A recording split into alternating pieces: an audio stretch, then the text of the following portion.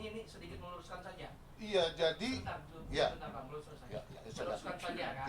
Apakah itu pertama? Yang kedua, Abang tadi di awal bilang bahwa status YR juga tersangka. Iya. Ya kan? Panggilan kedua tersangka. Nah, ini kan agar tidak berkonflik atau tidak berseteru dengan kawan-kawan media di pihak Abang, dijelaskan dulu Bang, seperti apa awalnya? Maksudnya dalam konteks tiba-tiba kok ada EN masuk gitu kan? Padahal siapa dengan laporan itu awalnya gitu loh Bang. Itu aja sih Bang. Baik. Yang pertama adalah bahwa saudara JR lewat kuasanya yang namanya Femi, ya, membuat laporan di Polres Jakarta Selatan pasal 263, ya. Tetapi sebelum melaporkan itu, pihak Yeni Rahman beserta dengan kakaknya melakukan secara bersama-sama melakukan penyerangan terhadap rumah Ibu Alia Karenina yang ditempati juga bersama dengan ibunya dan anaknya di Jalan Bintaro. Di Bintaro yang menjadi kewenangan dari Polsek Pondok Aren. Kasus itu ditindaklanjuti dan kedua orang itu sudah menjadi tersangka dan dipanggil 2 kali.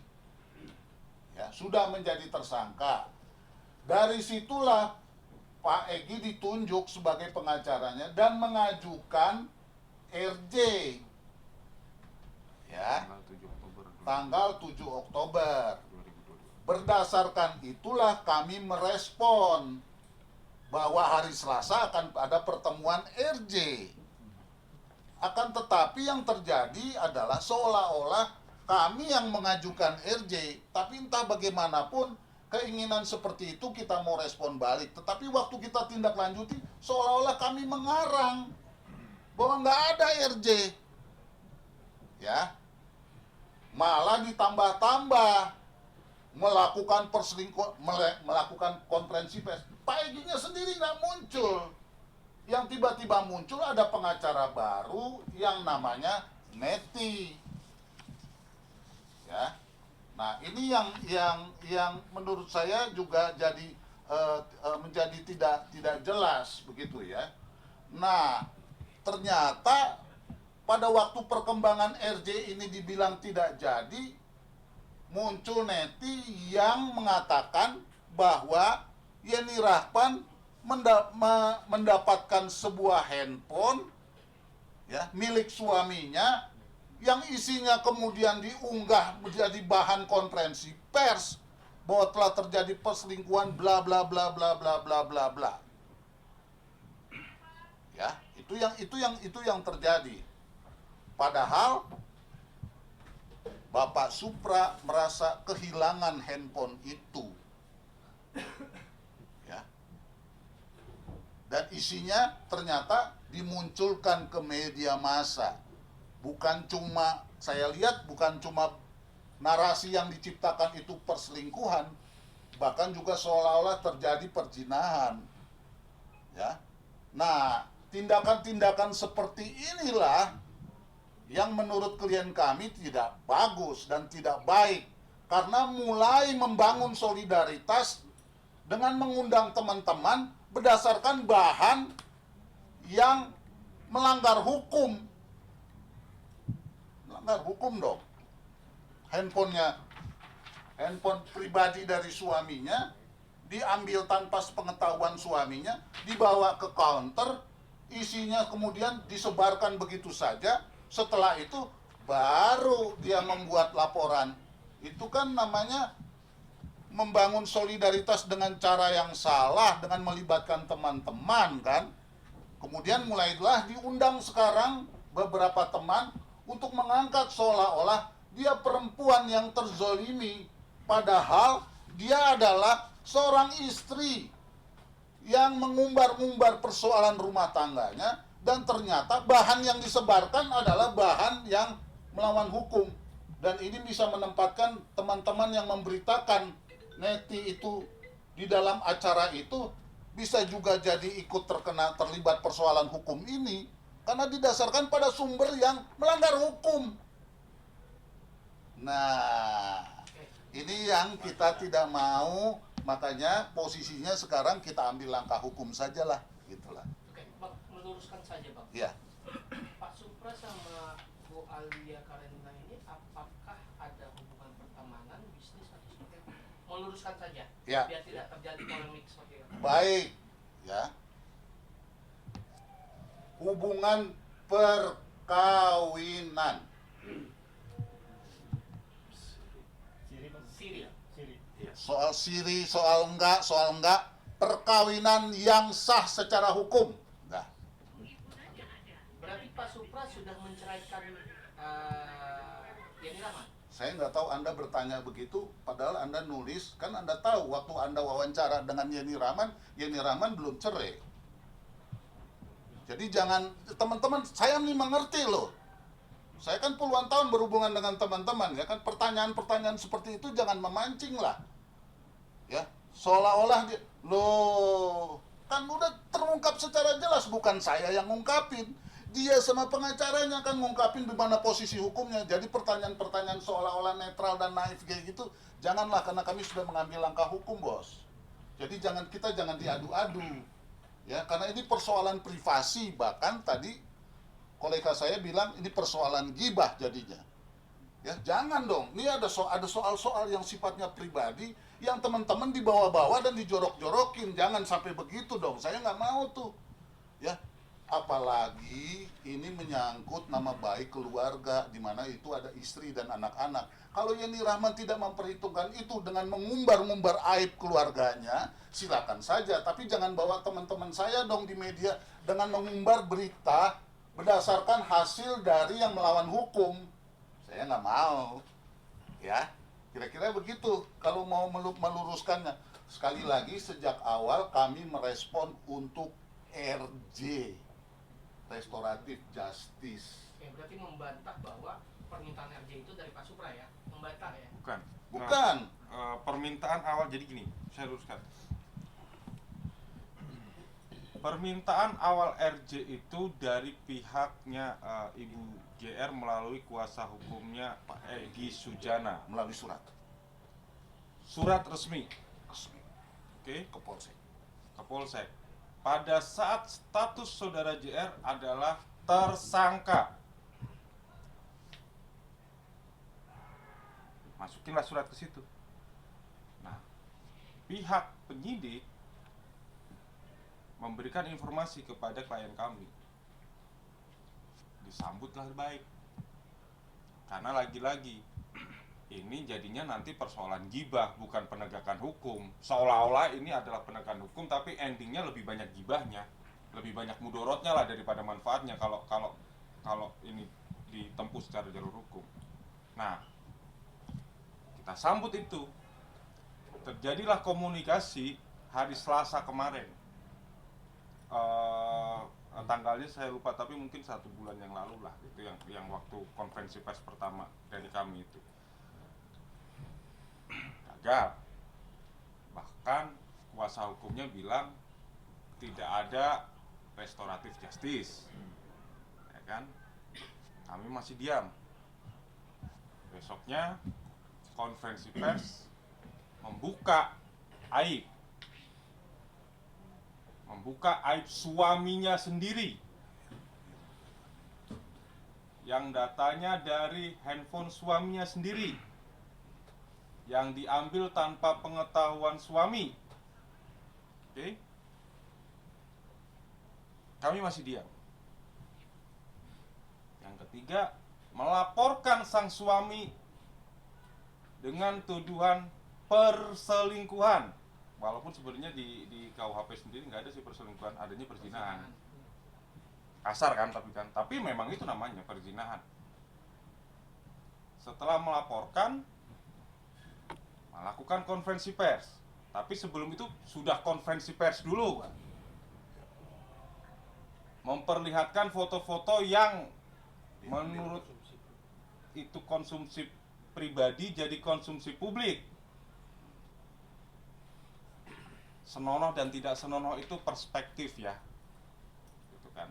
Yang lebih parah dari itu juga banyak. Tapi senonoh dan tidak senonoh itu perspektif.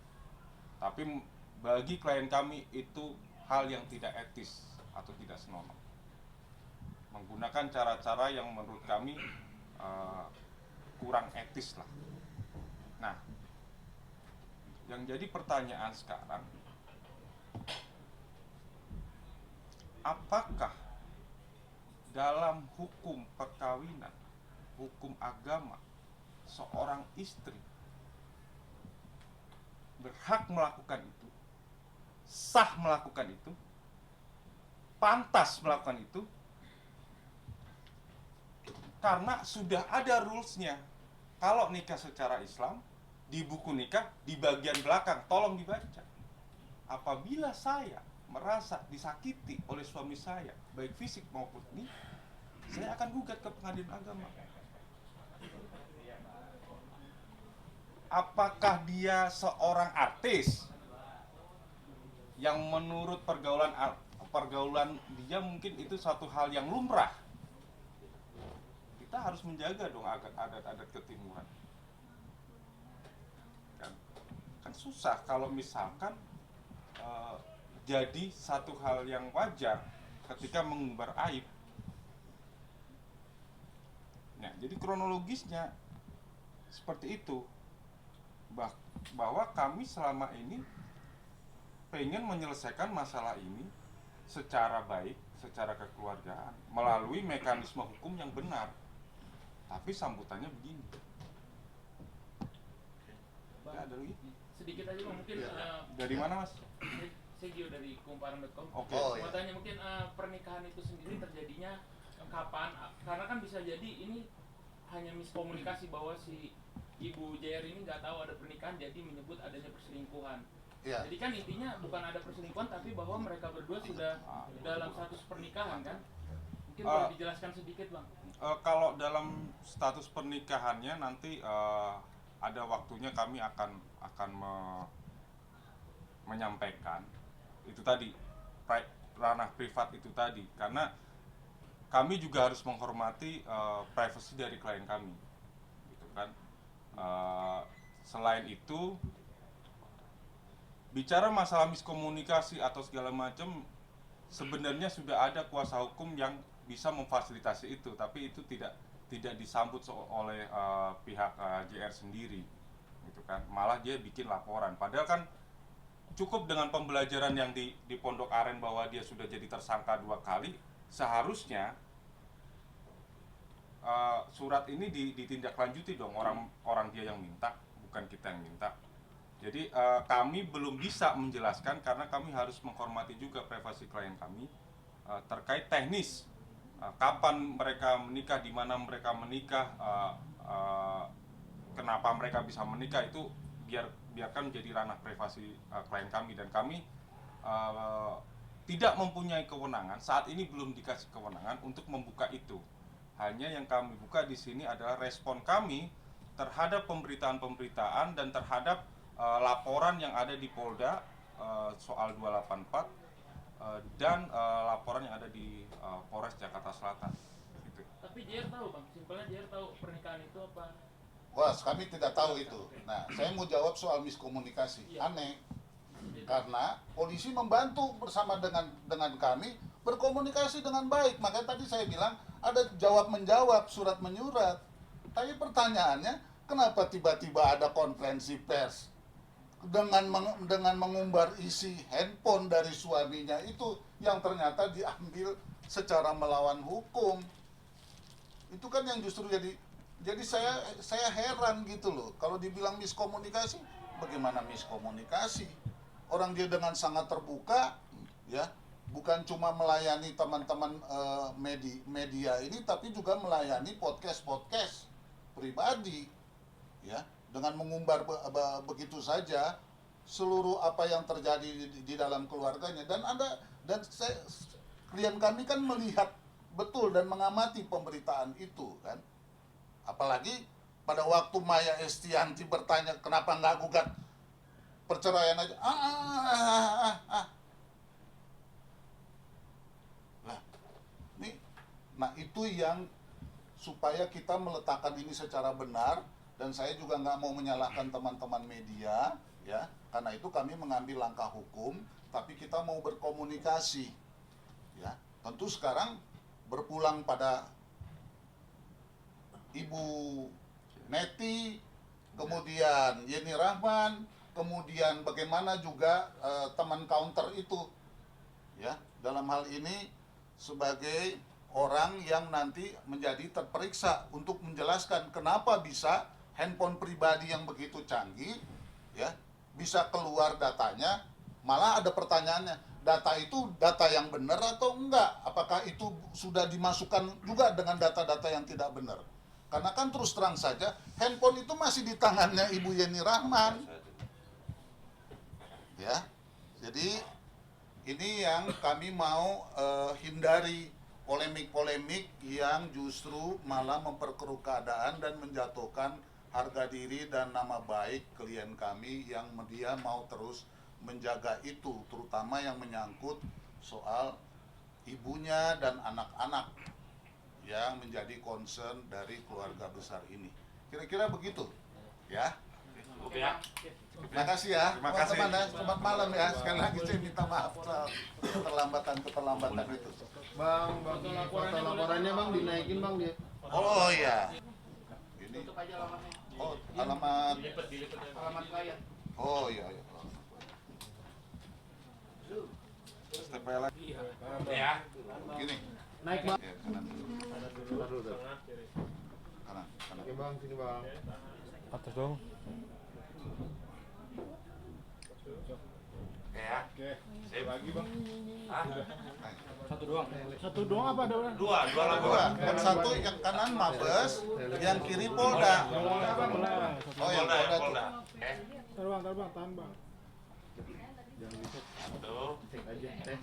Dua. Cakep, yo. Oke ya. Kasih bang. Ya. Nah. Bang, foto dulu bang. Audio Jungle.